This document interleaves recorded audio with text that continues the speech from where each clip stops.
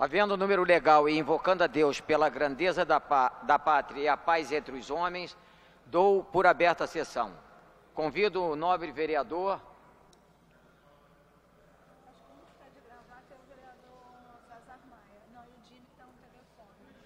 Convido o nobre vereador César Maia para proceder à leitura da ata da sessão anterior. Ata da 11ª sessão extraordinária, em 4 de junho de 2014. Presidência do senhor vereador Leonel Brizola Neto, segundo vice-presidente. Às 18h05, com a presença dos senhores vereadores Marcelo Arar, Edson Zanata, Alexandre Esquerdo, Marcelino Dalmeida, Tio Carlos, Leila do Flamengo, Carlos Caiado, Carlos Bolsonaro, Raimon, Sebastião Ferraz, Vera Lins, Jimmy Pereira, Tiago K. Ribeiro, Dr. Jairinho, Guaraná Tânia Bastos, William Coelho, Atila Nunes, Dr. Jorge Manaia, João Mendes de Jesus, Leonel Brizola Neto, Eduardão, Marcelo Queiroz, Jorginho da SOS, Laura Carneiro, Dr. Gilberto, Marcelo Piuí, Dr. João Ricardo, Márcio Garcia, Jorge Braz, Eliomar Coelho, Eliseu Kessler, Jefferson Moura, Rosa Fernandes, Renato Cinco, Elton Babu e Paulo Pinheiro, 37. Assume a presidência o senhor vereador Leonel Brizola Neto, segundo vice-presidente. Encerra-se a sessão às 19h16.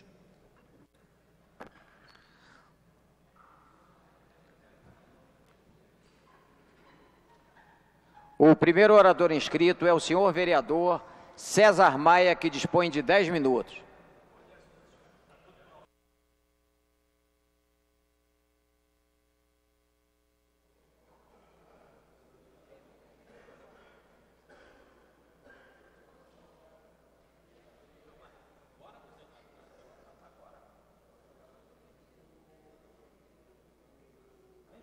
Senhor presidente, senhoras e senhores vereadores, amigas e amigos,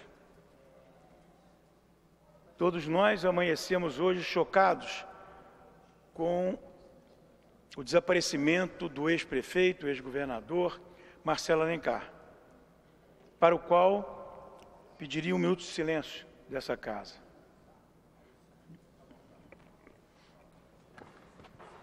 A presidência acolhe a solicitação do vereador César Maia.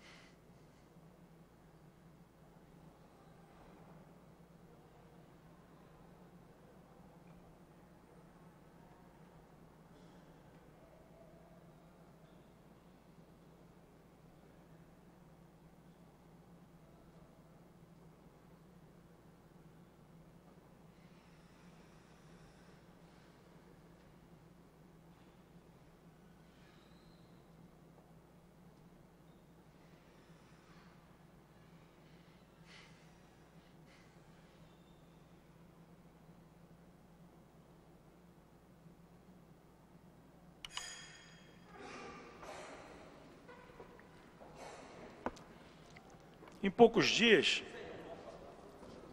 senhor presidente, o Rio de Janeiro teve 2 perdas de enorme proporção. Primeiro, o vereador Carlos Caiado já fez o minuto de silêncio aqui, é a grande urbanista dos que precisam, Lu Peterson. Lu Peterson foi coordenador exatamente no período do prefeito Marcelo Alencar, e a ela devemos programas como o Mutirão Remunerado, que ela dirigia pessoalmente, e a coordenação do Favela Bairro. A ela nós devemos o início efetivo do programa de inclusão de favelas na cidade do Rio de Janeiro durante a gestão do governador Leonel Brizola. Lembro que até 1983, a entrada de material de construção nas favelas era uma ação clandestina, ilegal. E vem com o governador Brizola a inclusão das comunidades, e a gestora, ou operadora desse processo, com programa sistematizado, continuado, foi Lu Peterson. Já com o mutirão remunerado amadurecido, foi introduzido no Rio de Janeiro, também sob a supervisão e coordenação de Lu Peterson, o programa de mutirão reflorestamento. Alguma coisa que se teve uma divulgação muito aquém daquilo que se deveria ter tido. O mutirão reflorestamento reflorestou mais áreas, mais hectares do que a expansão das favelas no Rio de Janeiro naquele período. Ou seja, do ponto de vista de área reflorestada, esse programa cobriu a expansão num ou outro ponto de favelas no Rio de Janeiro. Lu Peterson foi uma servidora exemplar. Aqui a nossa cidade, e principalmente as pessoas mais humildes, devem muito, muito. Difícil destacar um servidor individualmente, ao qual as pessoas mais pobres devam tanto quanto a Lu Peterson. Marcelo Alencar, um quadro na luta contra o regime autoritário, advogado de presos políticos, cumpriu um papel central na eleição do governador Brizola, foi responsável pela coordenação da Baixada Fluminense, onde Brizola desequilibrou o processo eleitoral em 82, foi presidente do Banco do Estado com o governador Brizola, depois prefeito da cidade do Rio de Janeiro, prefeito designado como era até 1985. 85 tem a eleição tampão, quando depois de muitos anos se passa a ter eleição direta para prefeito das capitais e dos municípios de segurança nacional. Depois, Marcelo Alencar é eleito prefeito do Rio de Janeiro pelo voto direto. Podia destacar dezenas de intervenções dele. Primeiro, foram as intervenções na Zona Oeste, propriamente dita, Bangu, Campo Grande, Santa Cruz, de urbanização, de mobilidade, a duplicação da Avenida Santa Cruz, que liga Campo Grande até Bangu, o início de um programa de urbanização de comunidades a partir da Zona Oeste, o mutirão remunerado, que eu citei aqui, com a Lu Peterson, quebrou uma espécie de resistência a que se investisse nos bairros de renda maior. O Rio Orla foi uma espécie de ponto deflagrador do processo de recuperação desses bairros. Marcelo Alencar, na sua administração, ele é o responsável pela reversão de ciclo, do ciclo descendente que vivia a cidade do Rio de Janeiro. A partir daí, as outras administrações, até a atual, elas viveram um impulso dado pela gestão do prefeito Marcelo Alencar. Eu fui candidato a prefeito em 92. O prefeito Marcelo Alencar chamou todos os candidatos a prefeito na sua sala e entregou a cada um deles um documento denso a respeito da cidade do Rio de Janeiro, do que se fazia na cidade do Rio de Janeiro e do orçamento. Portanto, todos partiram com uma base de informações semelhante. Um gesto democrático, qual me lembro até hoje. Eu sou daqueles que leio esses documentos e, nesse sentido, me beneficiei desses documentos. Marcelo Alencar, ele conseguiu de todos os candidatos a prefeito, em 92, palavras favoráveis, positivas e reconhecidas. Marcelo Alencar foi o gestor da Rio 92, Eco 92, o primeiro grande evento internacional que a cidade do Rio de Janeiro teve. Depois, governador do estado do Rio de Janeiro, há uma lista de pontos a serem citados. Vou destacar alguns. Por exemplo, o metrô na Zona Norte ainda tem a Pavuna. O metrô terminava na Tijuca.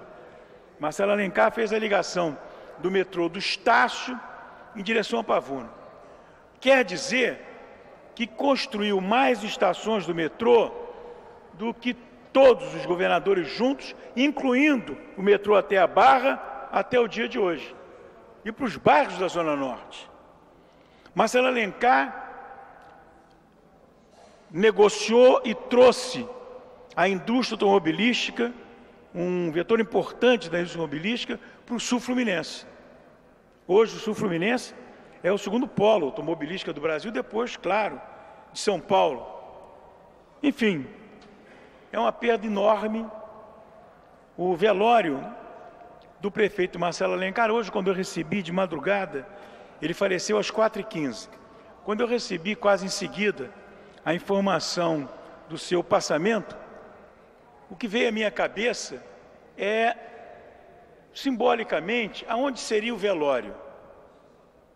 E eu disse comigo mesmo, a minha sensação pelos contatos que nós tivemos, muitos deles, muitos, centenas, é que ele foi mais feliz como prefeito do que como governador. E que o velório deveria ser no espaço municipal. Assim o será. O velório será a partir de amanhã, às 9 horas da manhã, no Palácio da Cidade. Todos nós temos, todos aqueles que foram do governo, foram de oposição, todos nós temos um dever de reconhecimento ao prefeito, ao governador Marcelo Alencar. Gesto, todos nós, de todos os partidos políticos, de respeito.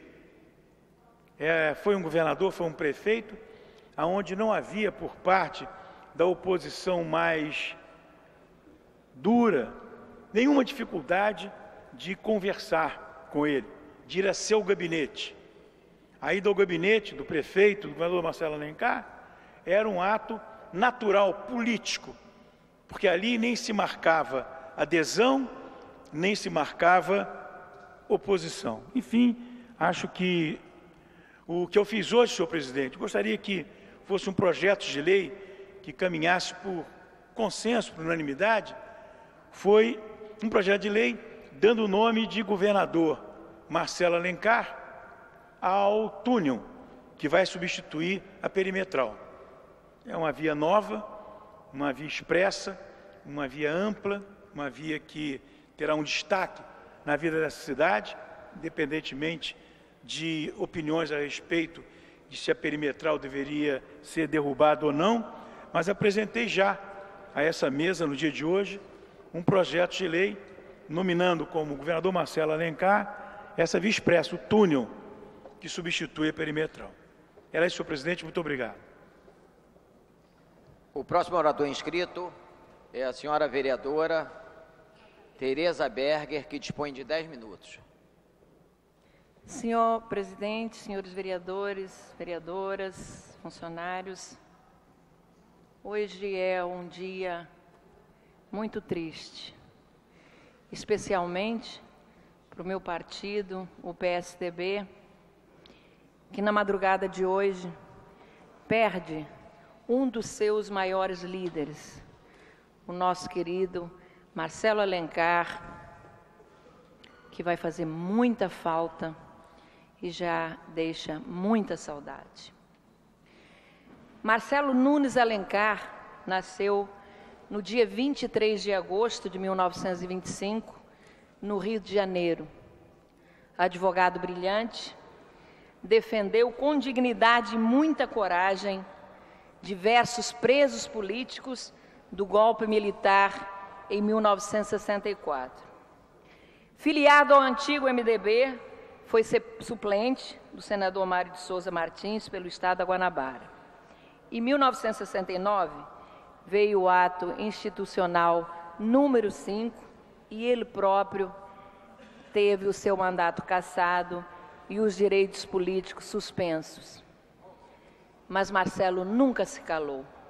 Foi uma voz ativa contra as trevas do regime ditatorial.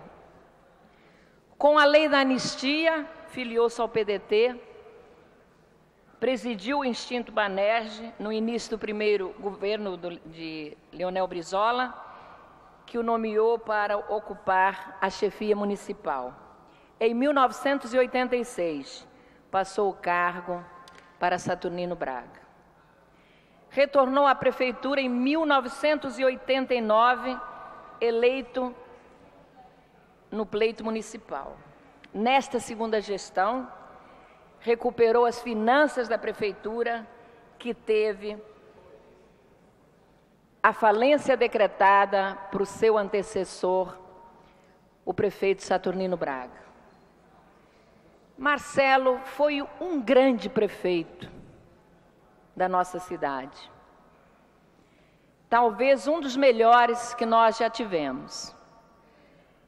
Ele reformou praças, vias públicas, escolas, hospitais, implantou a Rio Orla, projeto urbanístico que consistiu na remodelação dos calçadões das avenidas litorâneas, onde foram implantadas as ciclovias também. Como eu disse, foi um dos governos mais competentes que esta cidade já teve. Em 1993, filiou-se ao PSDB e no ano seguinte venceu a eleição para governador.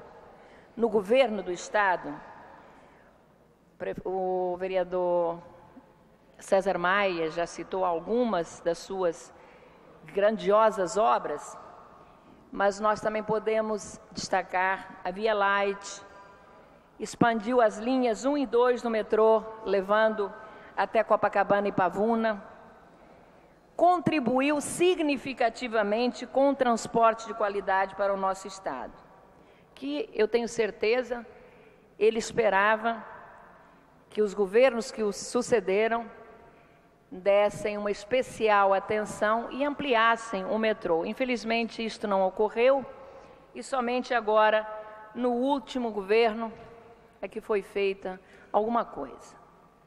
Em 2002, infelizmente, para a tristeza de todos nós, Marcelo sofreu um AVC que lhe deixou sequelas, mas não impediu de seguir no comando fluminense do PSDB, onde passou, logo depois, a ser presidente de honra. E apesar da dificuldade de locomoção, pois era cadeirante, sempre estava presente em todos os eventos do partido, discutindo opinando, apontando caminhos a serem seguidos pelo PSDB. Eu mesma, nesta casa, há 2 anos atrás, me parece, quando realizei um evento em homenagem ao aniversário do Estado de Israel, o doutor Marcelo aqui estava, mesmo com toda a dificuldade. Eu posso dizer que tive a honra de conviver com ele, não somente no partido, mas muitas vezes o visitei na sua residência em São Conrado, e a ele recorria para ouvir os seus conselhos, pois, sem a menor sombra de dúvida, o doutor Marcelo era um homem, um político de uma sabedoria extrema. Neste momento, eu, até como mulher, quero fazer uma referência muito especial à sua extraordinária companheira, Dona Célia Alencar, a quem o nosso saudoso Marcelo chamava carinhosamente de mãe. Diz a Torá que o homem que encontra uma boa companheira é um abençoado, pois ele encontra a bonança, e esta é, sem dúvida, a dádiva mais importante que o Senhor pode conceder. O nosso querido Marcelo Alencar teve este privilégio, pois Dona Célia foi uma incansável companheira de todos os momentos difíceis por que ele passou, uma grande amiga, sempre presente, sempre sorrindo. Então, eu fiz questão de fazer este registro, porque Dona Célia realmente é digna dos nossos maiores elogios, do nosso maior apreço, uma grande mulher.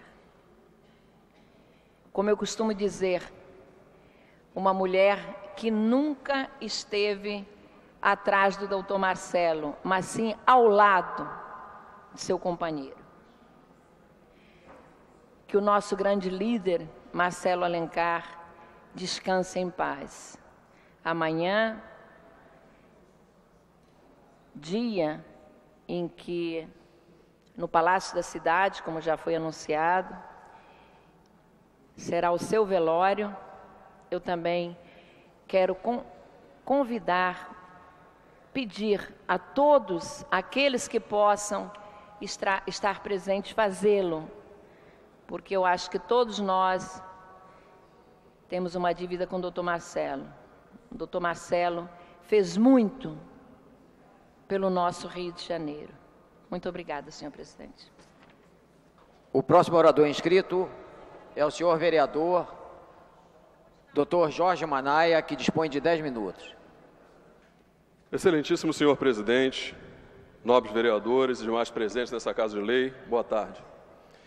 Vimos mais uma vez nessa tribuna para destacar as incongruências entre o discurso do Poder Executivo e a realidade que o cidadão verifica todos os dias. Estamos tratando da superpassarela sobre a Avenida Radial Oeste, que liga o estádio do Maracanã à Quinta da Boa Vista. Foi inaugurada em 1º de maio do ano corrente. O equipamento integra as obras do entorno do estádio, que também inclui a construção de novas calçadas, ciclovia, paisagismo e etc. Com 530 metros de extensão, passando sobre a Avenida Radial Oeste e a linha férrea, a estrutura conta com cobertura em lona tensionada e até com iluminação cênica em LED. Que pese os problemas crônicos de iluminação da nossa cidade, até mesmo após a aprovação da taxa de iluminação pública para a melhoria desta, a passarela terá luz cênica. A própria Prefeitura diz que o equipamento vai facilitar o escoamento do público que frequenta o estádio, bem como facilitar a integração dos bairros. A estrutura não poderia ser diferente. foi inaugurada naquela data e contou com as presenças do senhor prefeito Eduardo Paes e do governador Luiz Fernando Pezão. Este último que em seu discurso enalteceu: já entregamos o Maracanã e também queremos entregar a estação de integração no metrô e trem. E agora a cidade ganha esta passarela, que é um legado extraordinário, unindo duas pontas da cidade.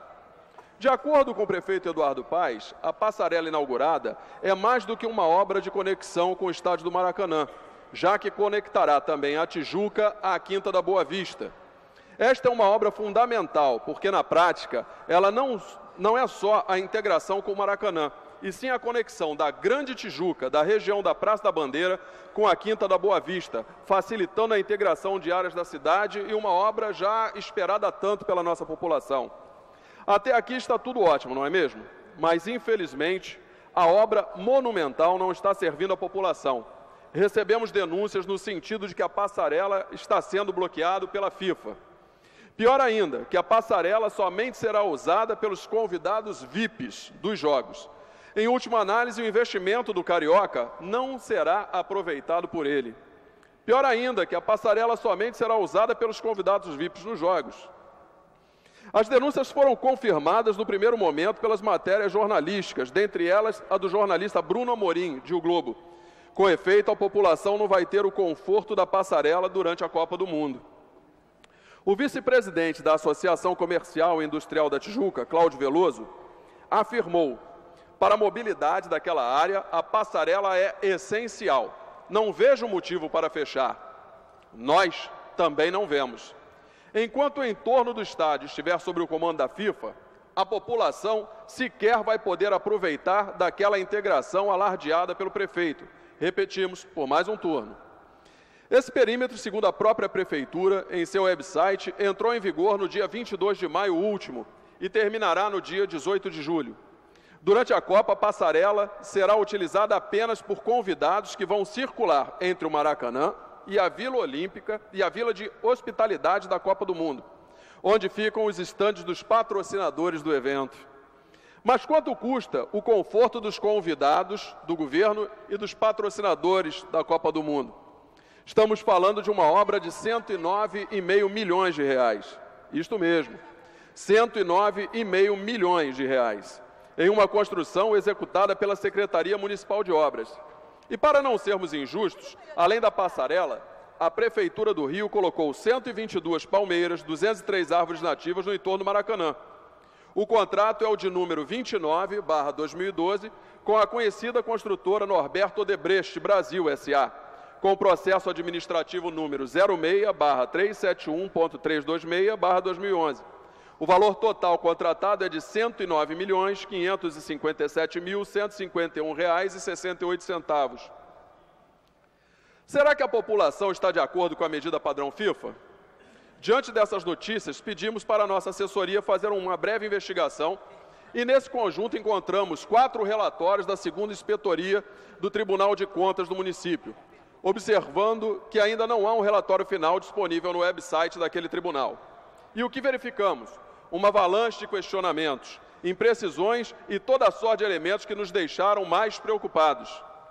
Apenas a título de exemplo, no contido no 4º relatório da segunda Inspetoria Geral de Controle Externo do Tribunal de Contas do município, datado de setembro de 2013, temos item 6.3.4, folhas 24.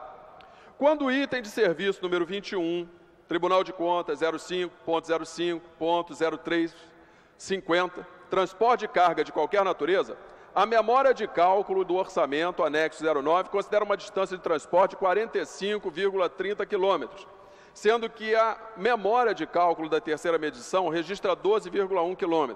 Em análise dos manifestos de resíduos, foi possível verificar que a distância percorrida de fato corresponde a 12,1 km. Dessa forma, caberá à Secretaria Municipal de Obras revisar o quantitativo previsto de R$ 6.409.907,94 tonelada por quilômetro para R$ 1.712.138,76 toneladas por quilômetro e reduzir o orçamento em R$ 2.724.706,12, conforme indicado na tabela 2. Para que as pessoas possam entender de maneira mais simples, nós estamos falando de remoção de entulho. Está se pagando muito mais do que na realidade foi efetivado. Então nós estamos vendo aí um ágio só em apenas um item avaliado pelo tribunal de mais de quase 3 milhões de reais. Questionamento do item 5.2.c da folha 81. Segundo a memória de cálculo do orçamento licitado, o item especial número 263, implosão de passarelas em concreto armado sobre a via de tráfego intenso, com o custo de R$ 897.500, previsto para implodir a passarela Derby. Entretanto, a memória de cálculo da 7ª medição revela que tal passarela foi demolida por meio do item de serviço número 288, demolição de edificações de até 3 pavimentos. Então, ela não foi implodida, não há que se pagar o que foi feito, tem que se refazer esse cálculo. Esses erros apontados pelo Tribunal de Contas do município são apenas aperitivos, diante de vários outros presentes naqueles relatórios. Não sou eu, mas o Tribunal de Contas do município que informa claramente que há indícios de superfaturamento nessa obra. Existem indícios ainda que gerem correção ao final, né, da apresentação da obra, que talvez estejamos falando de um total de 30 milhões de reais. É lógico que as contas finais ainda têm que ser apresentadas. Então, numa passarela que custou 109, talvez estejamos falando aí de um superfaturamento de 30 milhões de reais. Isso segundo os técnicos do Tribunal de Contas do município. Diante do possível desperdício de dinheiro público, vamos proceder com o competente requerimento de informações, bem como solicitar uma reunião com o corpo técnico da 2ª Inspetoria do Tribunal de Contas do município para compreender o tamanho do rombo. Também solicitaremos que o senhor prefeito, através da presidência dessa casa, desde já registrado esse pedido aqui no plenário, que ele realize uma revisão do acordo com a FIFA, pois consideramos minimamente razoável que a passarela esteja disponível para toda a população, ao menos nos dias que não ocorram os Jogos da Copa do Mundo. Temos certeza que o nosso presidente, vereador Jorge Felipe, irá oficiar ao senhor prefeito, pois ele é sensível aos direitos da população, pois ela merece usufruir das facilidades custeadas pelos seus próprios impostos. Também não podemos deixar de fazer um paralelo desse valor de 109,5 milhões e 2 grandes temas que estão em voga nesse parlamento. Estamos falando, dentre eles, dos 130 milhões que os vereadores estão destinando para a saúde, cujo implemento da medida passa pela aprovação de um texto que deixa claro as condições para que tal destinação aconteça. Nós já falamos aqui exaustivamente dessa tribuna sobre a cessão de parte do fundo da Câmara Municipal para socorrer as finanças do município, mas com destinação específica para a saúde tão carente do nosso município. Padrão FIFA, padrão COI, para eles os recursos não faltam, mas para nós, vereadores, a situação está muito diferente. O Poder Executivo deve cuidar melhor dos seus gastos, para que o verdadeiro legado não seja uma dívida completamente desproporcional aos benefícios. Queremos Copa e Olimpíadas, mas também queremos responsabilidade com o dinheiro dos cariocas. Agradeço a atenção de todos e contamos com o apoio dos senhores. Muito obrigado. O próximo orador inscrito é o vereador Dr. Eduardo Moura, que dispõe de 10 minutos. Senhor presidente, senhores vereadores, vereadoras, funcionários da casa, técnicos, imprensa, assessores, telespectadores da TV Câmara, companheiro que ocupa a galeria, eu queria cumprimentar a todos e dizer que hoje trago aqui uma reflexão sobre um dito popular que afirma: formiguinha também dá ferroada. E um exemplo disso é o meu partido, o Partido Social Cristão, que em 2002 elegeu um deputado federal e tivemos 500 mil votos no país. Em 2006, conseguimos eleger 9 deputados com 1.800.000 votos. Em 2010, foram 17 deputados eleitos e 3.100.000 votos. Quem diz que o PSC está começando a dar ferroada, embora seja peixinho, não sou eu. Quem diz isso é o publicitário Duda Mendonça, responsável pela vitoriosa campanha do ex-presidente Lula ao Planalto em 2002, que afirmou que o pastor Everaldo tem potencial para chegar a 5% dos votos. Isso foi em abril que ele fez essa afirmação.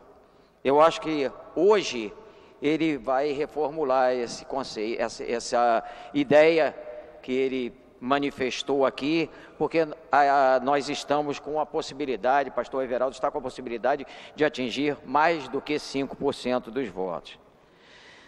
A pré-candidatura lançada em abril, né, teve um deputado federal, Silvio Costa, de Pernambuco, que foi um dos que mais receberam apoio da plateia entre os políticos do partido que discursaram no evento. Costa criticou não só o PT, mas também algumas candidaturas de oposição, como as de Aécio Neves, do PSDB, e de Eduardo Campos, do PSB. Vejo uma fadiga material do PT e na oposição. Não vejo o PSDB apresentar uma proposta clara para mudar o país e não acredito na crítica pela crítica. Tem outro candidato do meu estado que fala em nova política, mas em 1986 ele era assessor do avô dele. Não vim aqui discutir a nova política, mas a boa política, disse. Costa afirmou que a candidatura do pastor Everaldo não é um sonho inatingível. Tem gente que é candidato há 2 anos. E o pastor Everaldo lançou a sua candidatura agora, isso em abril, e já tem 3% nas pesquisas. Não estamos brincando de fazer política. O líder do PSC na Câmara dos Deputados, o deputado André Moura, de Sergipe, afirmou que a pré-candidatura do pastor Everaldo representa a mudança, não a mudança tão propagada do país, mas a mudança verdadeira. Segundo o Datafolha, Campos caiu de 11% para 7% nas intenções de voto entre maio e junho, enquanto Everaldo subiu de 3% para 4%. Com a margem de erro, os dois aparecem tecnicamente empatados, embora a estrutura de campanha do pernambucano seja maior e ele tenha como vitrine o apoio da ex-senadora Marina Silva. Não nos importamos com essa dificuldade. Achamos que somos formiguinhas, mas que nós podemos fazer com que ocorram mudanças nessa campanha, e isso já tem sido comprovado por todos os institutos de pesquisa. Como já disse, a pesquisa do Datafolha, publicada nesta quinta-feira, dia 5/6, é realmente muito importante. Não sou nenhum expert em analisar essas pesquisas. Considero-me apenas um curioso nesse mistério. Mas sou teimoso em dar palpites em uma seara que não é a minha. Mesmo sem ser do ramo, acho a pesquisa extremamente importante, principalmente porque todos os candidatos retrocederam nas intenções de votos e somente o pastor Everaldo avançou de 3% para 4%. Em um cenário onde os adversários todos retrocedem e somente nós avançamos, crescer de 3% para 4% significa bem mais do que apenas um ponto percentual. Algumas conclusões importantes para os próximos movimentos de nossa candidatura presidencial são possíveis de tirar dessa pesquisa. E vou tentar passar para os senhores e senhoras. Em primeiro lugar, a pesquisa mostra que o eleitor está insatisfeito e desencantado. Essa insatisfação é que estaria na base da queda nas pesquisas, tanto da presidente Dilma como de Aécio Neves e Eduardo Campos. Dilma caiu de 37% para 34%, Aécio de 20% para 19% e Eduardo Campos caiu de 11% para 7%, configurando assim um empate técnico entre ele e o pastor Everaldo, que subiu de 3% para 4%. A pesquisa mostra que 30% dos eleitores ainda não escolheu seu candidato à presidência da República.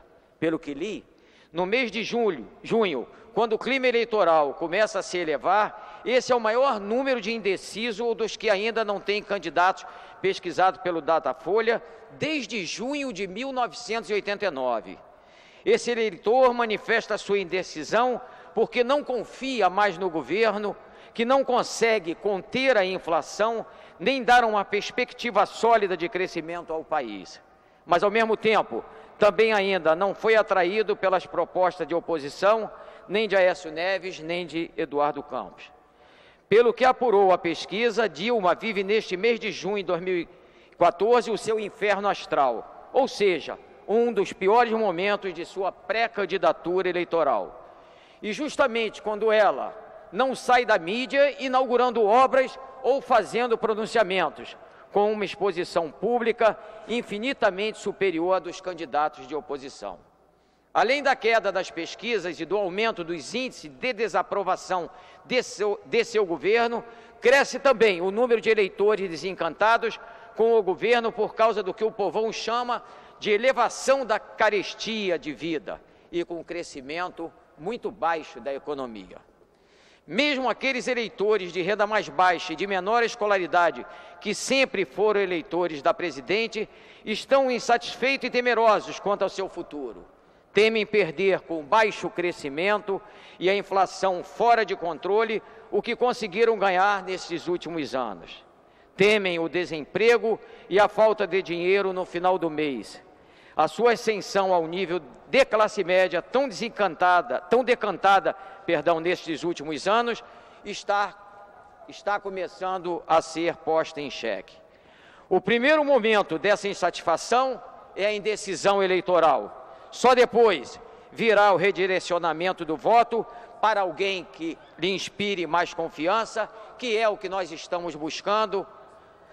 A pesquisa mostra também um fato novo, ainda não detectado antes. Lula também começou a cair, e nessa pesquisa ele caiu mais que Dilma. Enquanto ela caiu 4 pontos percentuais, Lula caiu 5 pontos. No meu modo de ver, Dilma está contaminando Lula. E a conclusão mais importante deste processo de contaminação é que, se Lula se mantiver como está, apoiando Dilma e enaltecendo o seu governo, ele estará caminhando na contramão do sentimento da população e vai também assumir o desgaste dela. Muito importante também a queda significativa de Eduardo Campos, de 11 pontos percentuais para 7 pontos. Acho que na base dessa queda ou da dificuldade de crescer estão principalmente os problemas com Marina Silva, agravados agora pelo apoio do PSB paulista à candidatura do governador de São Paulo à reeleição. Mas também porque suas propostas não conseguem empolgar o eleitorado. A perspectiva de que o voto evangélico que permearia a figura de Marina Silva alimentasse a candidatura de Eduardo Campos até agora não se confirmou. E os problemas entre Eduardo Campos e a rede estão contribuindo para isso. A possibilidade mais forte é que o voto evangélico procure os candidatos evangélicos, e isso vai fortalecer nossa candidatura. A distância entre Eduardo Campos, mostrada na pesquisa para Aécio Neves, cresceu muito, e com essa queda e a dificuldade em crescer, muita gente vai sair dessa embarcação e buscar uma outra alternativa eleitoral. A busca do eleitorado por mudanças continua sendo uma constante nas pesquisas. Mesmo os eleitores de Dilma... Me perdoe interrompê-lo em razão do regimento interno. Fazer a leitura do requerimento. Fique à vontade. Requerimento sem número, de autoria da vereadora Vera Lins. Requeiro à mesa diretora, na forma regimental, a inclusão na pauta da ordem do dia da sessão ordinária de hoje, em regime de urgência, do projeto de lei número 761 de 2014, que inclui no calendário oficial da cidade do Rio, consolidado pela lei número 5.546 de 2010, Dia do Papa. O requerimento será apreciado no prolongamento. Com a palavra o vereador Dr. Eduardo Moura. Obrigado, senhor presidente. Como dizia, a busca do eleitorado por mudanças continua sendo uma constante nas pesquisas. Mesmo os eleitores de Dilma falam que querem mudanças. E agora, com um fato novo, a população já não confia na presidente como uma figura capaz de conduzir essas mudanças. Nossos adversários, que já se surpreendem com o nosso crescimento, terão surpresa maior com as próximas pesquisas, porque sentirão na pele que formiguinha também dá ferroada. Os que nos julgam pelo suposto tamanho verão que somos a mudança que as pessoas almejam. Representamos o que a população rejeita. Temos estruturado uma assessoria permanente que estuda a situação política e econômica com o pastor Everaldo, buscando as soluções que estão estagnando o nosso país. Depois da convenção que será realizada agora no dia 14 em São Paulo, serão desencadeadas as estruturas de campanha em cada estado para discutir e desenvolver o trabalho político e eleitoral de nosso candidato. As ideias não caminham sozinhas. Não basta ter um bom programa político, um elenco de soluções inovadoras para os problemas do país, se não tivermos quem leve isso adiante. E eu estou me propondo a ter essa iniciativa aqui na Câmara Municipal do Rio de Janeiro e em todos os fóruns que eu participar. Conheço o pastor Everaldo, que foi uma pessoa que teve um envolvimento grande da sua vida, da sua infância, em um lugar bastante carente, que é a região ali, limite do meu consultório, que é a região de Acari. Conhece a Rua Guaiúba, esteve na Rua Guaiúba, na Rua Ipuera, e conhece a pobreza, conhece as pessoas mais humildes. E isso vai facilitar para que ele tenha um discurso que a sua prática mostrou durante toda a sua vida. Muito obrigado. Muito obrigado, vereador. O próximo orador inscrito é o senhor vereador Edson Zanata, que dispõe de 10 minutos. Meu nobre e ilustre vereador César Epitácio Maia, que ora preside essa sessão, senhores vereadores, senhoras e senhores, eu volto a essa tribuna na presente data, até relembrando há poucos dias uma fala do nobre vereador Renato Cinco, que me dizia que é o maior defensor da polícia, aquela polícia que age no estrito cumprimento do dever legal, assim como eu venho exercendo a minha função no meu cargo efetivo há 35 anos, sem nunca ter respondido a qualquer ato disciplinar, ter tido a honra de ter sido o diretor do sistema penitenciário deste estado e que no meu lapso temporal de dirigente mor do sistema penitenciário saí de lá de cabeça erguida. Eu hoje tenho aqui a matéria, jornal O Extra, que diz que os roubos comprometem as metas da polícia. Se nós partimos da premissa de que tantos e tantos crimes contra o patrimônio sequer chegam ao conhecimento da autoridade policial, porque nessa estatística de metas a serem alcançadas, nós temos nos crimes contra o patrimônio e a letalidade a questão dos roubos e furto. E na questão dessas duas modalidades, tem aquela circunstância dos roubos contra veículos, roubos de rua e roubos em ônibus. Presunção de roubos e furtos. Evidentemente que quem tem subtraído um automóvel vai à delegacia mesmo para fazer ocorrência, porque não existe outra alternativa, tem que comunicar a subtração do seu veículo automotor. Mas os roubos ocorridos em ônibus, muitas das vezes, essa subtração é coletiva. São poucos os lesados que vão à delegacia comunicar o furto do seu cordão, do seu relógio, da sua carteira com a sua espécie monetária, que tem aquela concepção, não vai adiantar em nada, não vai ser apurada a autoria, não vão ser detidos os autores daquele crime. E na estatística subsequente, quer dizer, no modal subsequente, é a questão de roubo, furto de celulares. Evidentemente, como no veículo, as pessoas vão à delegacia, até porque tem a questão do ressarcimento, do seguro que dá outro bem.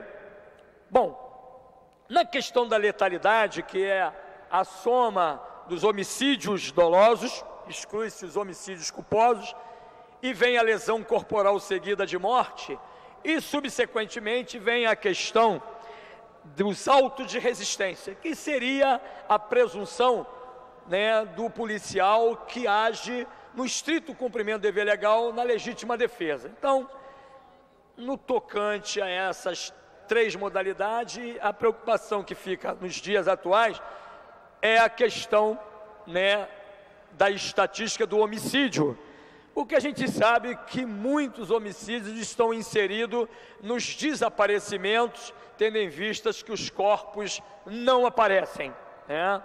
Há uma evidência nos dias atuais que muitas vítimas desses desaparecimentos já não existem efetivamente mais na face da terra, né?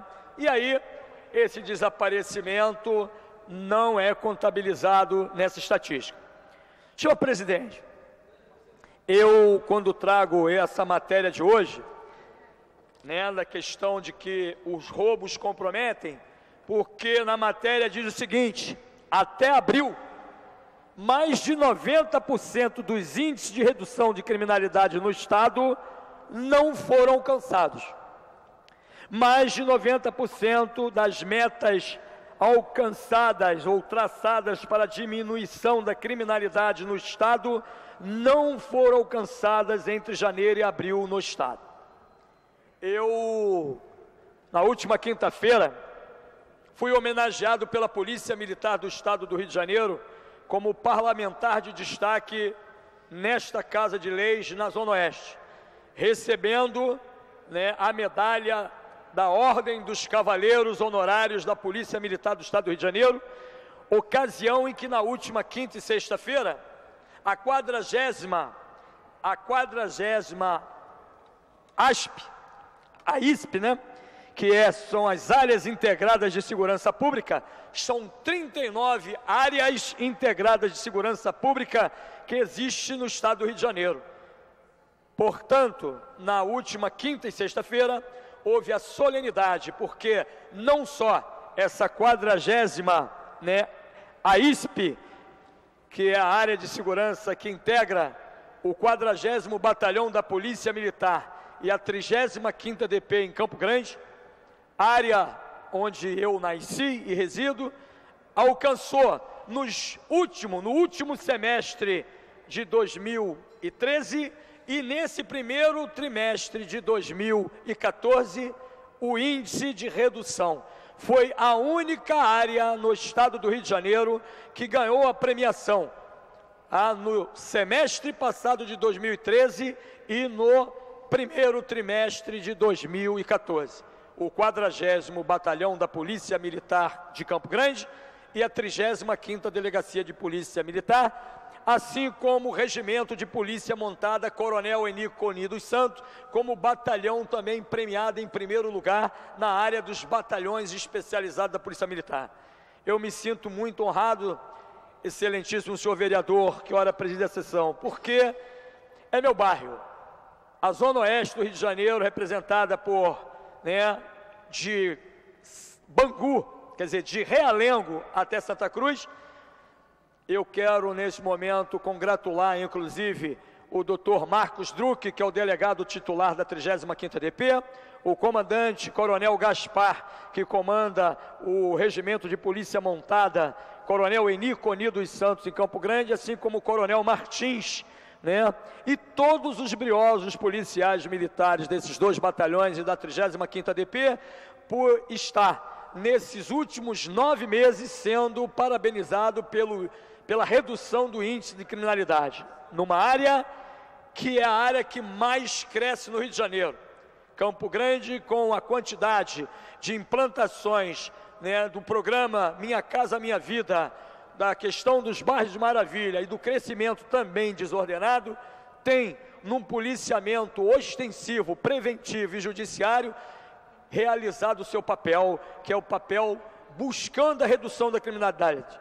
É triste quando a gente tem que ver que nos dias atuais tem que existir uma premiação pela redução da criminalidade, quando nós policiais temos o dever legal de estarmos diuturnamente combatendo a criminalidade em todo o nosso estado. Então não poderia deixar passar em branco este momento em que este humilde vereador que ora utiliza a palavra teve a oportunidade de também receber uma menção, uma medalha comemorativa por esses atos e por estar representando neste Parlamento Municipal a questão da segurança pública, porque eu tenho pleiteado não só a nossa Rio Luz, assim como a Conlurb, duas repartições ligadas à Secretaria Municipal de Conservação e Serviço Público, porque limpeza pública e iluminação também contribuem para a questão da segurança pública no nosso município e, consequentemente, no nosso estado. Muito obrigado, senhor presidente. Muito obrigado, vereador.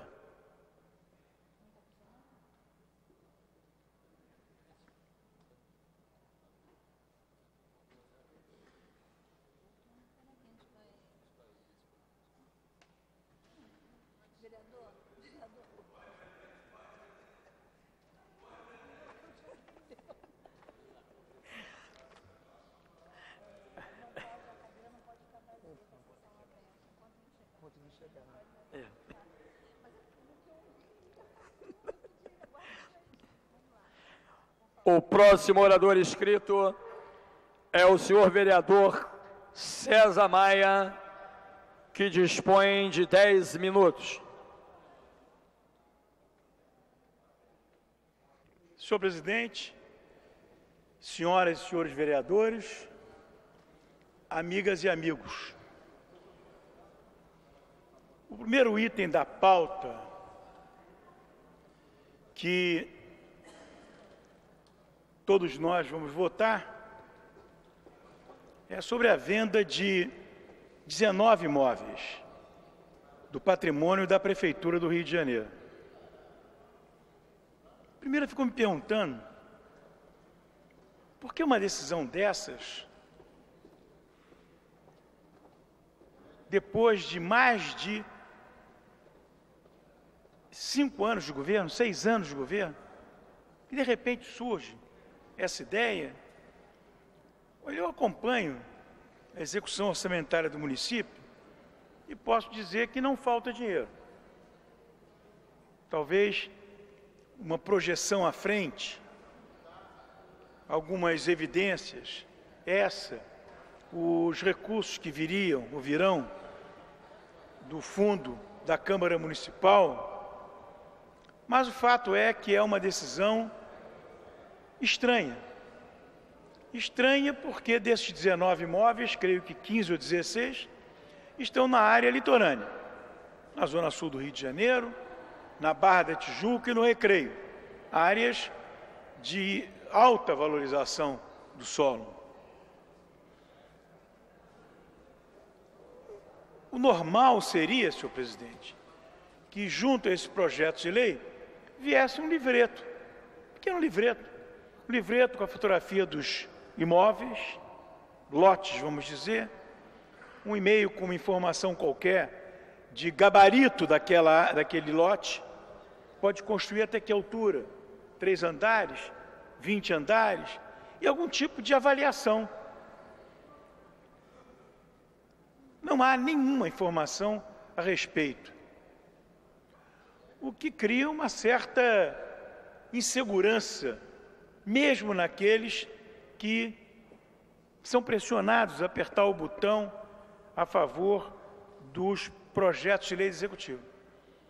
O fato é que essa Copa do Mundo está sendo usada, que a Copa do Mundo não pensa nisso. O jogador inglês dançou lepo-lepo, o jogador holandês foi para a praia, fez selfie, uma moça. Enfim, você tem aí um folclore, além da tensão muito grande que acompanha os bravos jogadores da seleção brasileira. Porque se não for até o final, esse país vai parar no meio.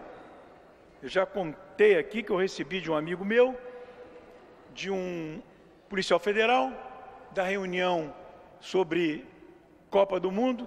Agora mesmo coloquei no meu Twitter uma nota da Senasp.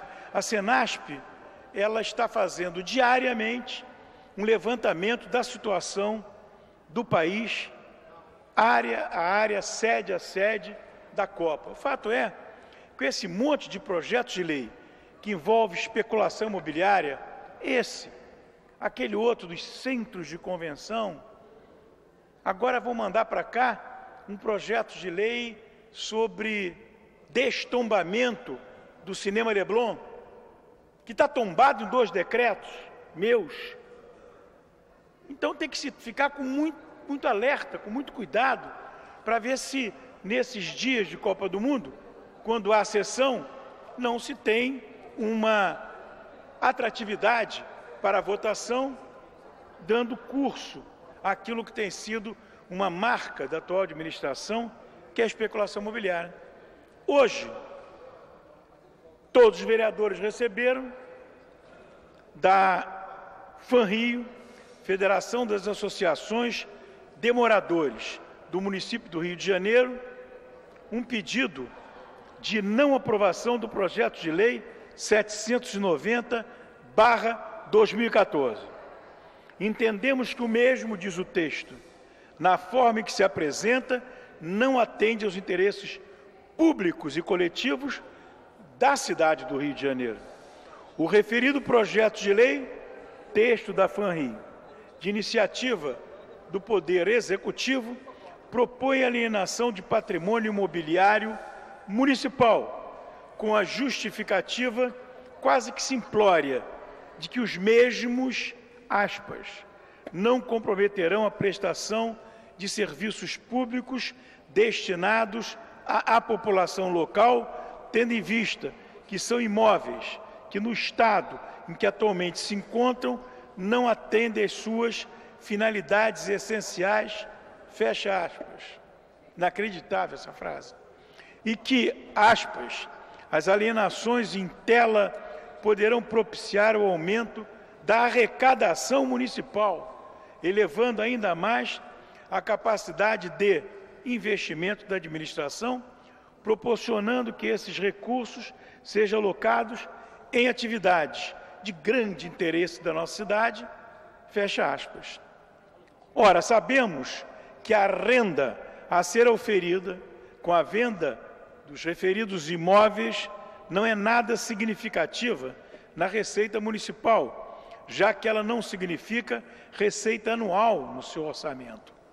Por outro lado, sabemos o quanto é difícil e caro para a Prefeitura dispor de recursos para adquirir áreas fundiárias na cidade, para instalar equipamentos urbanos, na ampliação de escolas, recreação nas mesmas, postos de saúde e UPAs, áreas de lazer para a população, ciclovias calçadas, áreas verdes, pontos de cultura, instalações de atendimento ao público para serviços públicos e sociais, etc.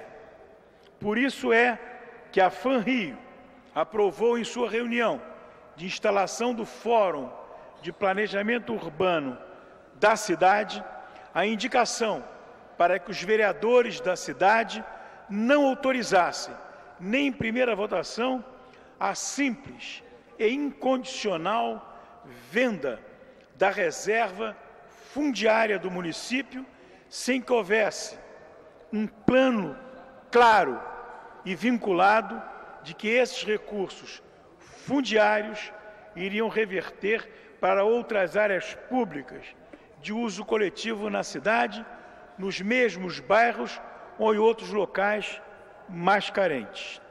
Entendemos que os senhores vereadores poderão compreender e atender esse pleito simples e legítimo dos moradores dessa cidade, tão carentes de áreas públicas de uso coletivo. Cordialmente, Sônia Rabelo, presidente da Federação das Associações de Moradores do Rio, FANRIO, ex-companheira nossa aqui e procuradora aposentada. No dia 7 de junho, agora, no jornal O Globo, o jornalista Gilberto Schofield Júnior, que é o editor Rio do jornal O Globo, Ele diz o seguinte, num artigo: prefeitura e vereadores poderiam aproveitar a ideia de vender 19 terrenos e prédios públicos espalhados em vários bairros da cidade para discutir com as associações de moradores como aproveitar melhor esses espaços urbanos em benefício das comunidades. Percebo que o Rio não vive exatamente um período de dificuldades financeiras. Então, o momento para pensar urbanisticamente a cidade não poderia ser melhor. Será que cada bairro desses, onde ficam os terrenos e os imóveis, precisa mesmo de especulação imobiliária? A palavra é de editor Rio do Globo, não é minha. Será que cada bairro desses, onde ficam os terrenos e os imóveis, precisa mesmo de especulação imobiliária? Ou há carências específicas? Muitos bairros precisam de tudo, menos de uma nova torre comercial de 1000 andares e que arraste para ali uma infinidade de carros em ruas já saturadas em termos de mobilidade. Do ponto de vista da ação pública, muitos bairros carecem de áreas de lazer, escolas, estacionamentos, praças, bibliotecas, postos de saúde, creches. Em alguns lugares, esses serviços, espaços públicos simplesmente não existem. Em outros, o que existe ficou insuficiente para atender com conforto a comunidade. São palavras do jornalista Gilberto Scofield Júnior, editor Rio do jornal O Globo. Muito obrigado, senhor presidente. O próximo orador inscrito é o senhor vereador Renato Cinco, que dispõe de 10 minutos. Obrigado, senhor presidente. Senhores vereadores, senhoras vereadoras, senhores e senhoras, hoje pode ser a nossa última oportunidade de debater nesse plenário antes da Copa do Mundo. Sabemos, né, se amanhã vai dar quórum, sessão ou não. Então eu queria manifestar algumas preocupações. Eu estou muito preocupado com a truculência com que vem sido tratado os movimentos sociais, os movimentos grevistas, nessa véspera de Copa do Mundo. Parece que os governos estaduais, governo federal, resolveram aceitar a crítica do secretário-geral da FIFA, o Valk, quando ele disse que democracia demais atrapalha a organização da Copa do Mundo, dizendo que ele tinha muita esperança de que na Rússia fosse mais fácil organizar a Copa do Mundo, porque lá não tem tanta democracia quanto no Brasil. Em São Paulo, as coisas estão se deteriorando numa velocidade fantástica. Nós temos aqui uma denúncia assinada por uma série de entidades, movimentos sociais da cidade de São Paulo, denunciando que o estudante Murilo Magalhães, militante do Centro Acadêmico 22 de Agosto da PUC de São Paulo, foi torturado pela Polícia Militar no último dia 9 de junho.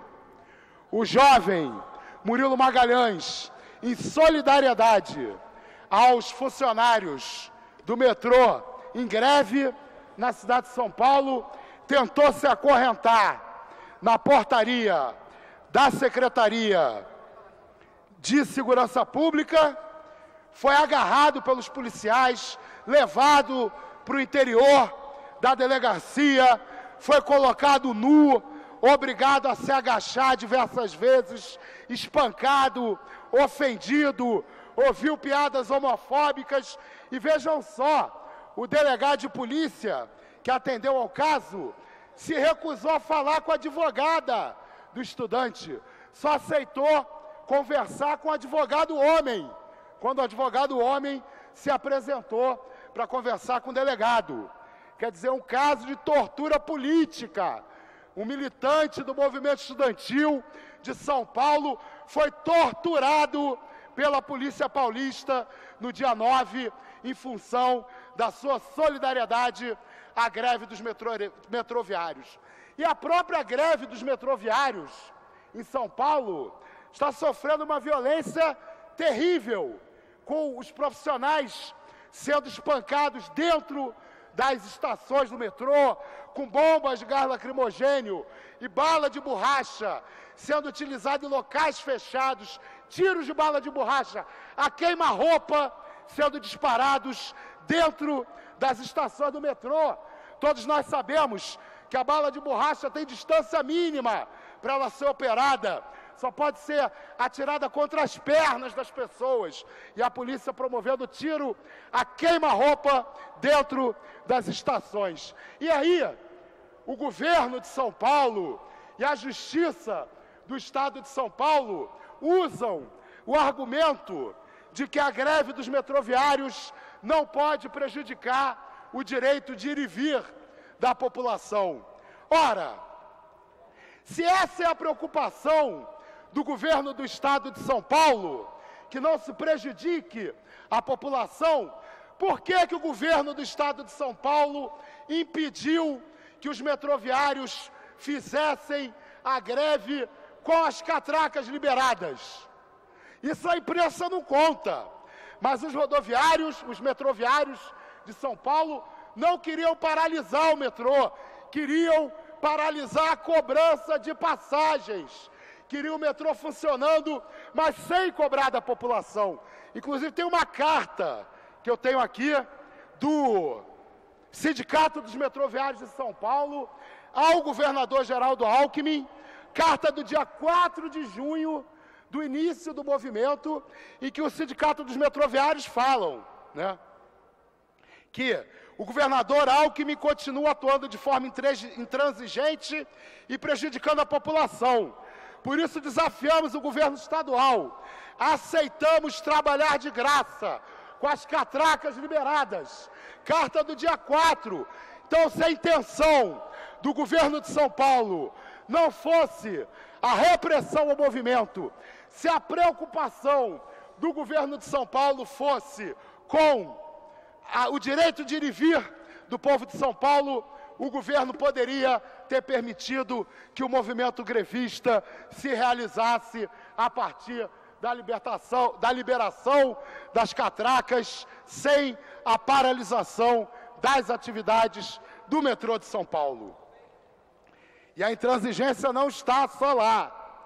Aqui no Rio de Janeiro, continua a prevalecer a intransigência da Prefeitura e do Governo do Estado em relação à greve dos profissionais da educação. A greve dos profissionais da educação, né, daqui a pouco vai completar um mês sem que o governo aceite negociar, sem que o governo aceite atender às demandas dos profissionais da educação. Recentemente, os profissionais em greve pediram auxílio do meu gabinete, né, para que ajudássemos, junto ao DIEESE, fornecendo dados orçamentários, né, que possibilitassem a aplicação das reivindicações, como os 20% de reajuste, a implantação do intenso de planejamento, a diminuição de alunos por turma e etc. Nós, claro, que vamos colaborar sempre que pudermos, né, passamos já as informações e os documentos que nós tínhamos para o sindicato poder, junto com o DIEESE, fazer as suas propostas. Mas eu gostaria apenas de lembrar a Secretaria Municipal de Educação que no ano passado o governo deixou de aplicar os 25 milhões em manutenção, os 25% dedicados à manutenção e desenvolvimento do ensino.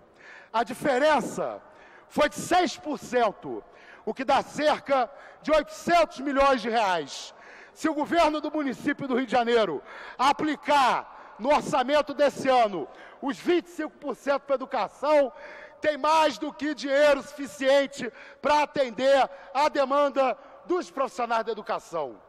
E a Justiça, o Tribunal do Rio de Janeiro, dito Justiça, chamado por alguns de Justiça, também tem que parar com esse negócio de apenas criminalizar os movimentos grevistas.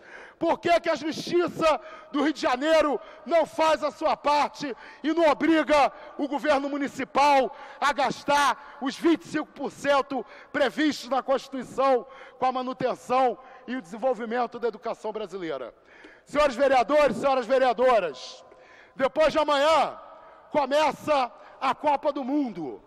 Centenas de manifestações vão acontecer no nosso país durante a Copa do Mundo. Os governos têm responsabilidade.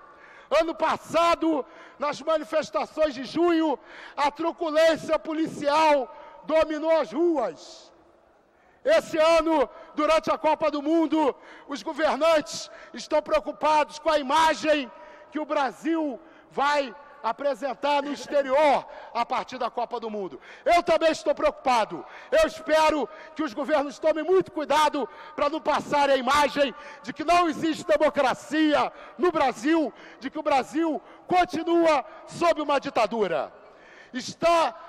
Durante esse mês vai acontecer a maior mobilização de tropas da história do nosso país. Tem mais soldados mobilizados para proteger a Copa do Mundo do que em qualquer outro evento militar da nossa história, inclusive a Guerra do Paraguai. Eu espero que o governo brasileiro, durante a Copa do Mundo, não declare guerra ao povo brasileiro e cumpra o seu papel de garantidor da liberdade de expressão e da liberdade de reunião do nosso povo. Muito obrigado. O próximo orador inscrito é o senhor vereador William Coelho, que dispõe de 4 minutos. Senhor presidente, senhoras e senhores vereadores, o motivo que me traz hoje a esta tribuna é para falar de um tema que tem sido muito trabalhado já ao longo dos anos pelo governo atual, que é a questão da segurança. A gente tem acompanhado aí que a bandeira principal do nosso governo, do governo do PMDB no estado do Rio de Janeiro, partido do qual eu faço parte, tem sido a questão da segurança. E há 3 anos atrás, 2 anos e meio ou 3 anos atrás, foi fechado, vereador Zanata, o posto policial que tinha em Septiba. Um posto policial que já estava em funcionamento há mais de 20 anos, salvo engano, já é velho conhecido aí de todos, inclusive estava até com a sua estrutura bem precária. E do ano passado para cá, eu venho trabalhando no sentido favorável, tentando fazer com que esse posto policial que foi desativado fosse novamente ativado, trazendo mais segurança para a população daquele bairro. Sabemos que com a questão das UPPs, bandidos, eles migram de um lugar para o outro, e como a gente é da Zona Oeste, vereador Zanata, você sabe muito bem que aquela região ficou sobrecarregada de bandidos, vamos dizer assim. A gente sabe que aquelas favelas que ali existem estão empesteadas de traficantes. E isso aumentou muito o número de roubo na região de Septiba. Uma coisa que não se via, região de Septiba, ela é conhecida pela sua tranquilidade, por você poder chegar a qualquer hora em casa, dormir com as suas janelas abertas, deixar o seu carro na rua, dormir na rua e ninguém mexer. E hoje essa realidade começa a mudar, o que vem trazendo grande preocupação para a população daquela região. E todas as minhas tentativas favoráveis a isso, eu não tenho obtido sucesso. Eu tive uma reunião com o comandante e fui informado de que a intenção era desativar todos os postos da Polícia Militar da região porque o posto policial, ele acaba ocupando ali um policial militar, que tem que ficar tomando conta da unidade, e é menos um policial na rua. Num certo ponto, ele até tem razão, o vereador Zanata aqui trata muito bem desse tema de segurança, sabe que é muito melhor ter o policial fazendo a ronda ostensiva no bairro do que ali baseado num local. Só que, no caso de Sepetiba, não acontece nenhuma coisa nem outra. A gente não tem um posto policial que, queira ou não, traz a segurança para a população e também não temos o policiamento ostensivo, que é ter a viatura ali rodando no bairro. E, em razão disso, o número de crimes no bairro tem aumentado. E, para minha surpresa, no dia 6/6 saiu uma notícia aqui, vereador Zanata, que me deixou muito preocupado. Alvo de investigação do Ministério Público por causa das denúncias de maus tratos a menores infratores e de ter estruturas em condições insalubres, o educandário Santos Expedito, em Bangu, será desativado. Isso, porém, ainda não tem data para ocorrer. O Departamento Geral de Ações Socioeducativas, DEGASE, informou ontem que, para fazer a transferência dos adolescentes, será construída uma unidade em Sepetiba. Então, assim, parece até brincadeira. A gente está lutando para trazer mais segurança e querem colocar uma unidade do DEGASE em Sepetiba. Então, eu quero aqui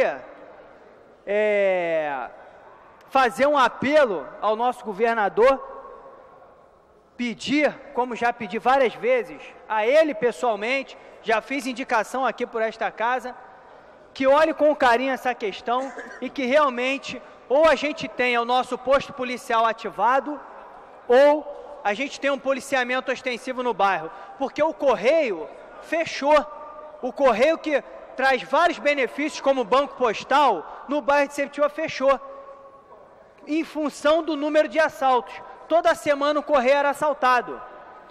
Vamos inaugurar agora no bairro de Sepetiba, provavelmente em agosto, uma agência da Caixa Econômica Federal. Outras agências bancárias estão resistindo em irem para o bairro de Sepetiba em função da segurança. Então, eu falo aqui, em nome da população de Sepetiba, que nós não queremos uma instituição do DEGASE no bairro de Sepetiba. Muito obrigado, presidente. Terminada a primeira parte do grande expediente, passa-se a segunda parte. O orador inscrito é o senhor vereador Paulo Messina, que dispõe de 20 minutos.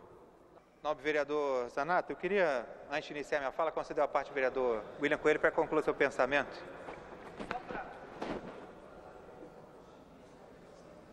Só para encerrar, quero agradecer aqui o vereador Paulo Messina, Vossa Excelência, por ter me dado uma parte, e dizer o seguinte, que Sepetiba não tem nem espaço para construir uma instituição para o DEGASE. Sepetiba tem espaço, sim, para construir escola, para construir uma arena cultural que não tem, para construir uma Vila Olímpica que não tem. Isso sim tem espaço. Como estamos fazendo a doação de um terreno para a prefeitura de 25 mil metros quadrados, para quê? Para se construir um espaço público que possa trazer benefícios para aquela população e não uma instituição do DEGASE. Muito obrigado. Senhores, o que me traz essa tribuna hoje é uma notícia sobre hoje de manhã. Aliás, vamos começar por partes. Depois a SME se pergunta, Secretaria Municipal de Educação depois se pergunta por que tem greve. Aliás, ela pode até achar que a greve está fraca, aí quer dar uma bombada na greve, ela está muito fraca, é isso?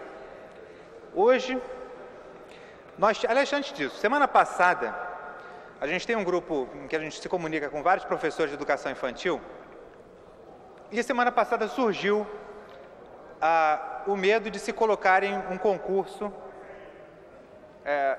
de PEIs novo na rua, porque tinha saído uma notícia na Folha Dirigida e tal. E aí, eu falei, olha, estranho, porque abriu uma inscrição para os PEIs, para migração para 40 horas, E seria muito ilógico você trazer professores de fora, novos, para fazer concurso antes de você efetivar a migração de quem quer. Bom, me posicionei até para as meninas dizendo, não, isso deve ser boato, porque a secretaria ainda está estudando a questão do curso. Logo depois, ainda na semana passada, surgiu uma oferta de um cursinho particular, empresa privada, curso particular, oferecendo. Temos índice de aprovação de mais de 80% dos concursos, nosso trabalho é super profissional e tal, cursinho de PEI. Ora, não é possível que, não seria possível que uma empresa externa até das esferas, né, de poder, de governo, longe do centro de decisão, soubesse, e nós aqui, por exemplo, não soubéssemos dessa iniciativa de se criar um concurso de professor de educação infantil, muito menos antes da migração de quem deseja. Bom, paralelamente a isso, só para lembrar os colegas, nós aprovamos aqui nesta casa a Lei 5.630, que diz respeito só ao PEI, e o plano também da Lei 5.623, em ambos os casos está garantida a opção dos PEIs, dos atuais professores de 22 horas e meia, para 40 horas. Um banco foi aberto em março, foi fechado no final de abril, mais de 1.000 PEIs, 1.500 PEIs fizeram a opção para migração para 40 horas e agora aguardam até 16 de junho o resultado do estudo de um grupo de trabalho da Secretaria. Até aí, apesar de todos os problemas, as pessoas ainda estão aguardando. Bom, aí vem a frustração.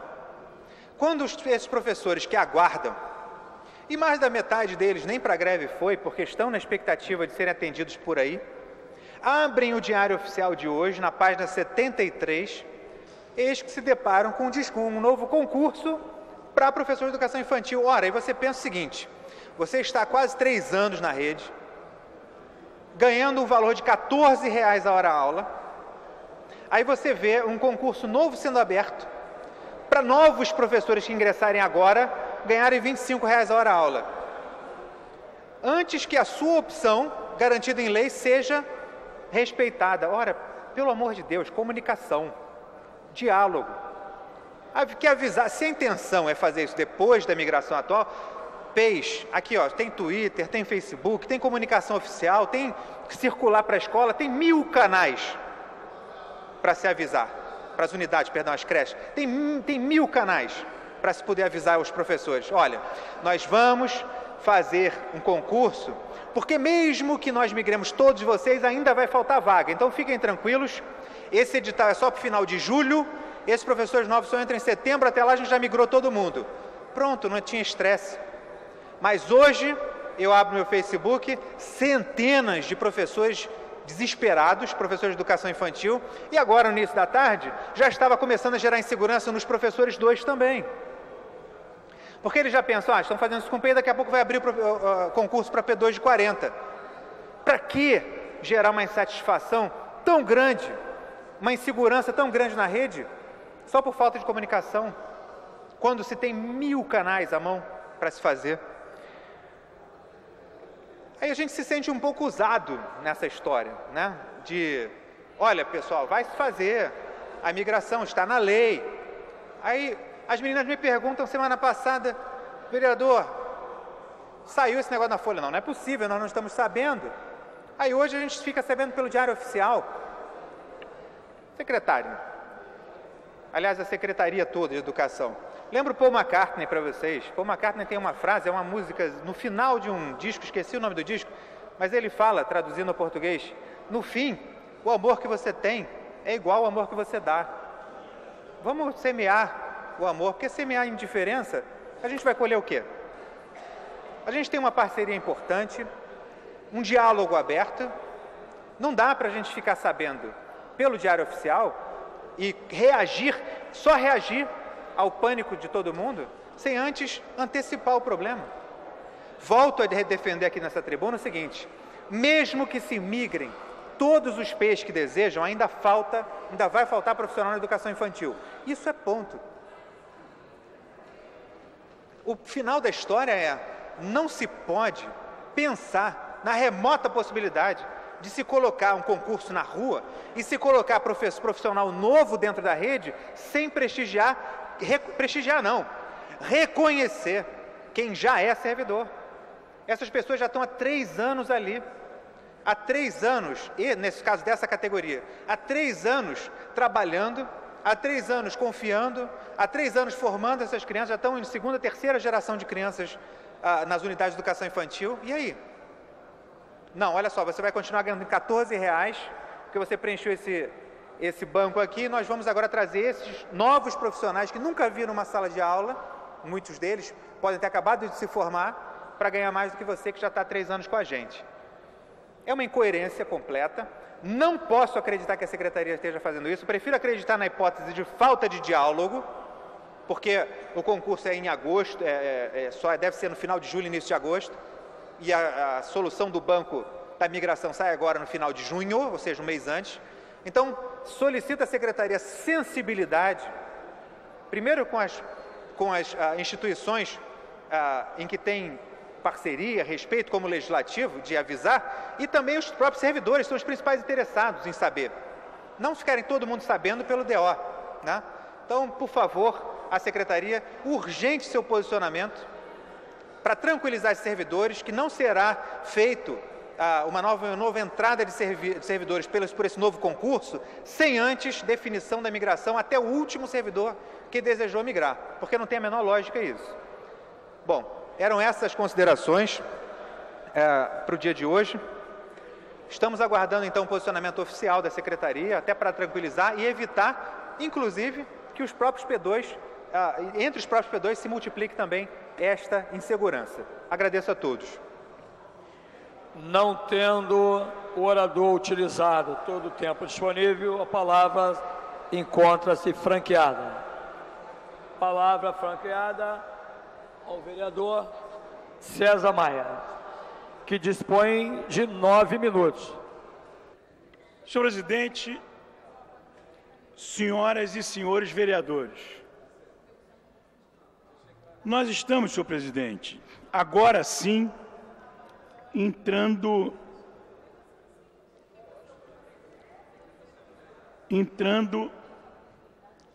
na reta final da preparação das eleições para 2014. Hoje, já tivemos a convenção do PDT, o PDT apoiou consensualmente o apoio à candidatura da presidente Dilma Rousseff, portanto, do PT, e nesse momento nós estamos vivendo, eu estou vivendo online aqui, a convenção do PMDB. É claro que o PMDB, por maioria, vai aprovar a candidatura da presidente Dilma, mas o problema não é esse. O problema é saber em que proporção virá esse apoio. 55 ou 45.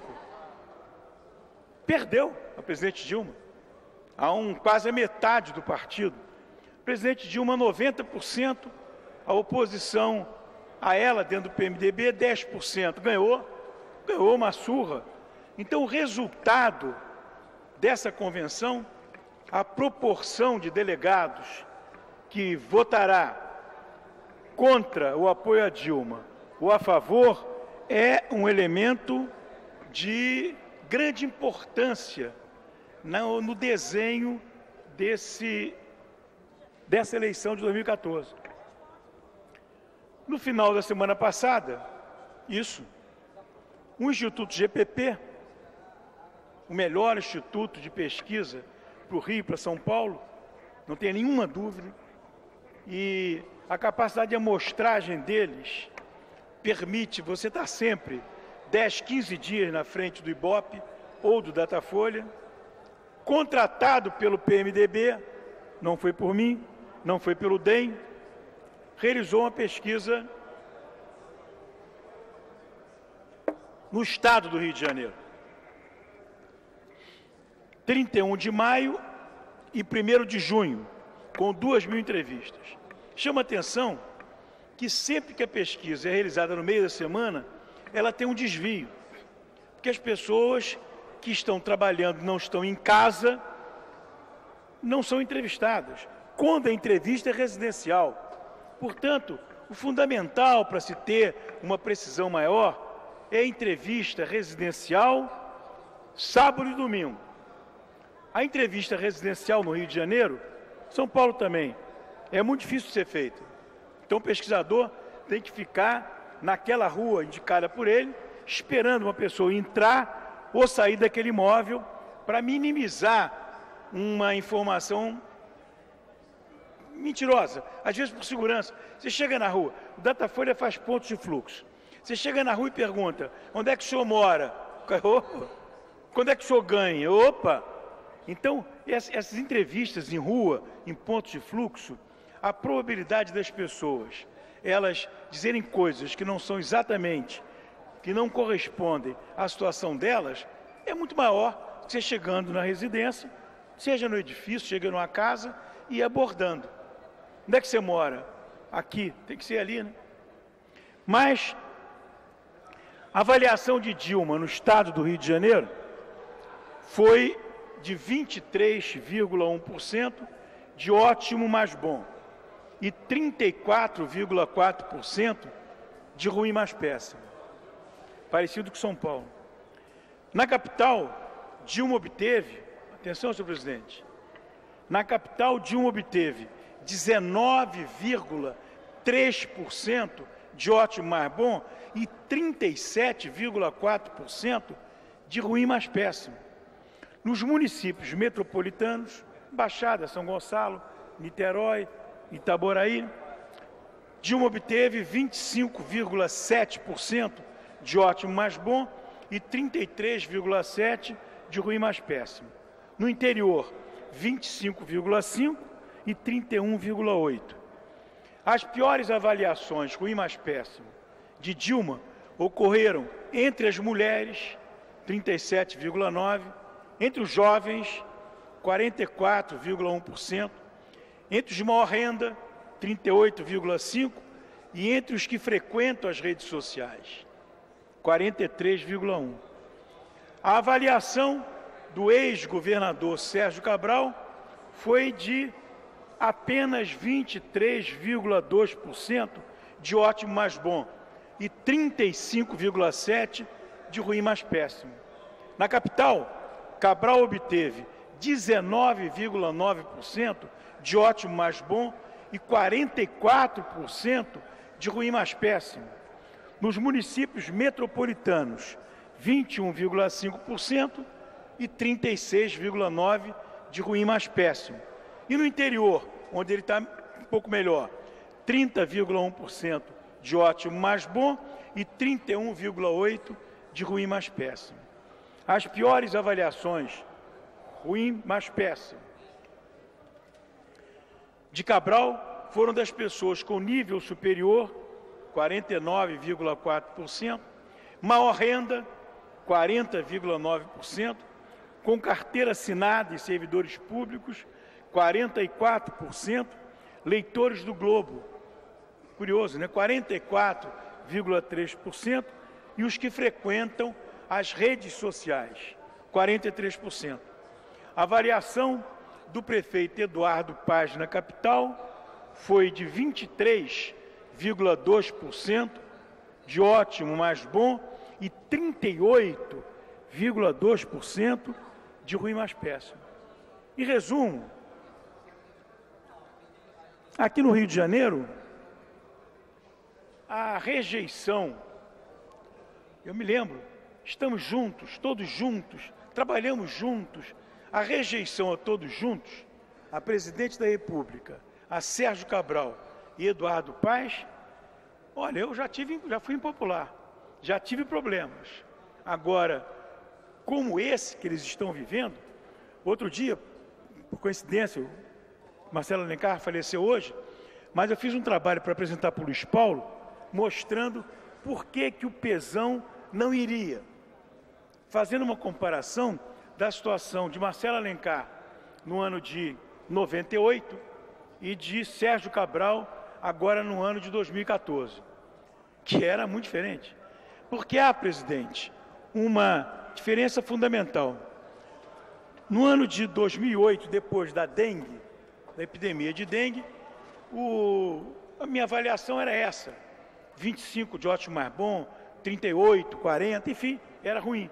Mas eu saía na rua, presidente, eu andava na rua tranquilamente. Durante a epidemia de dengue, eu ia visitar os postos de saúde em Vila Isabel, em Santa Cruz, na Maré, nenhum problema. Não havia nenhum tipo de apupos, de agressões, de rejeição, nada, rigorosamente nada. O que há hoje é que tanto o governador Sérgio Cabral quanto o prefeito Eduardo Paes não podem sair na rua. Ou seja, é uma rejeição ativa que aqui no Rio de Janeiro eu nunca tinha visto. Obrigado, presidente. Esgotado o tempo destinado ao grande expediente, passa-se ao prolongamento. A mesa dará ciência das proposições recebidas.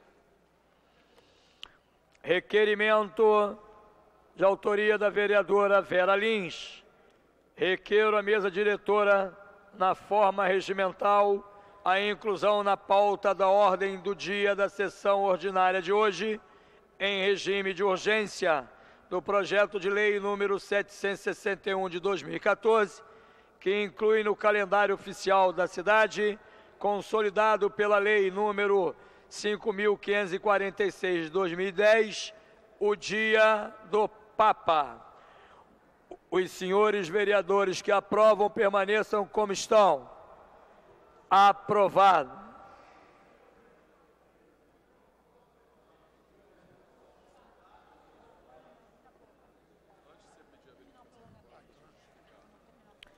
Requerimento número 582 de 2014, de autoria do vereador Jefferson Moura. Requeiro à mesa diretora, na forma regimental, que seja constituída comissão especial para discutir a sustentabilidade no âmbito das políticas públicas da cidade do Rio de Janeiro, com a finalidade de promover o desenvolvimento sustentável. Os senhores vereadores que aprovam permaneçam como estão. Aprovar. Requerimento número 580 de 2014.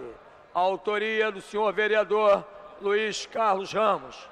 Requeiro à mesa diretora, na forma regimental, que seja concedido o conjunto de medalhas de mérito Pedro Ernesto ao senhor Thales Ribeiro Magalhães, dentista. Senhores vereadores que aprovam, permaneçam como estão. Aprovado. Esgotada a matéria do prolongamento, passa-se a ordem do dia. Pela ordem. Pela ordem, o vereador Dr. Jorge Manaia. Gostaria de comunicar a ausência e impossibilidade de comparecimento do vereador Leonel Brizola, por problemas familiares, e, ao mesmo tempo, solicitar a verificação de quórum. A presidência solicita aos senhores vereadores que tomem assentos nas suas bancadas. Primeira bancada. 5 senhores vereadores na primeira bancada. Segunda bancada, 2 senhores vereadores. Terceira bancada, nenhum senhor vereador. Quarta bancada, 6 senhores vereadores. Mesa 1. Presente 14 senhores vereadores. Não há quórum para dar continuidade aos trabalhos. A presidência, antes de encerrar a sessão, convoca a sessão ordinária para amanhã às 14 horas. Está encerrada a sessão.